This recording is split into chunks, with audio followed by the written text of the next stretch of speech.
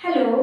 আজি আমি মাইক্रो ইকোনমিক্সৰ এটা খুব গুৰুত্বপূৰ্ণ বিষয় পঢ়িবলৈ গৈছো হেতু হৈছে ফ্যাক্টৰস অফ প্ৰডাকশন ফ্যাক্টৰস অফ প্ৰডাকশন বুলি ক'লে আমি চাৰিটা প্ৰধানকৈ জানিবলৈ পাৰো ল্যান্ড লেবাৰ ক্যাপিটাল অৰ্গানাইজেচন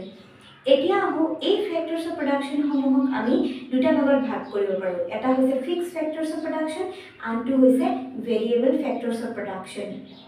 পৰিৱৰ্তনশীল উপাদান ফিক্স শব্দটোৰ পৰাই আমি অনুমান কৰিছো যিবিলাক উপাদানক আমি উৎপাদনৰ পৰিমাণৰ লগত এজন উৎপাদকে সলনি কৰিব নোৱাৰে যেনে হৈছে ল্যান্ড বিল্ডিংছ মেচিনছ এইবিলাক আমি ফ্যাক্টৰ আমি সলনি কৰিব নোৱাৰো উৎপাদন যদি এজন উৎপাদকে কৰেও তেতিয়াও তাৰ কষ্ট বিয়াৰ কৰিব লাগিব আৰু যদি উৎপাদন নাথাকে তেতিয়াও তাৰে কষ্ট বিয়াৰ কৰিব লাগিব দ্বিতীয়তে আমি ভেৰিয়েবল ফ্যাক্টৰ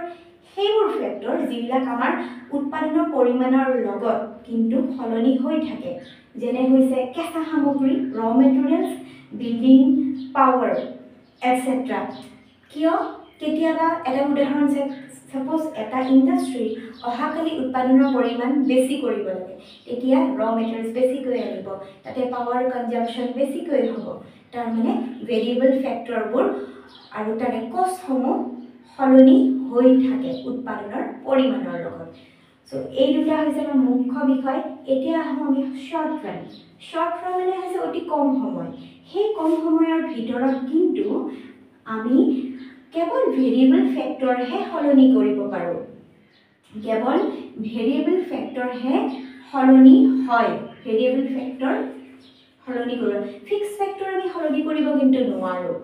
কাৰণ কি আমাৰ হাতত সময় কম থাকে কেতিয়াবা আকৌ কিছুমান ফিক্স ফ্যাক্টৰ সলনি কৰিব পাৰি কিন্তু থিওৰিটিক্যালি আমি যদি চাও ভেৰিয়েবল ফ্যাক্টৰ সলনি হয় আৰু লং টাৰ্ম হৈছে বা লং ৰান হৈছে এনেকুৱা এটা দীৰ্ঘ সময় য'ত আমি দুয়োটা ফিক্স আৰু ভেৰিয়েবল ফ্যাক্টৰ সলনি কৰাৰ সময় পাম গতিকে এইখিনিয়ে হৈছে আমাৰ মুখ্য আলোচনাৰ বিষয় ইয়াৰ পিছৰ ক্লাছত মই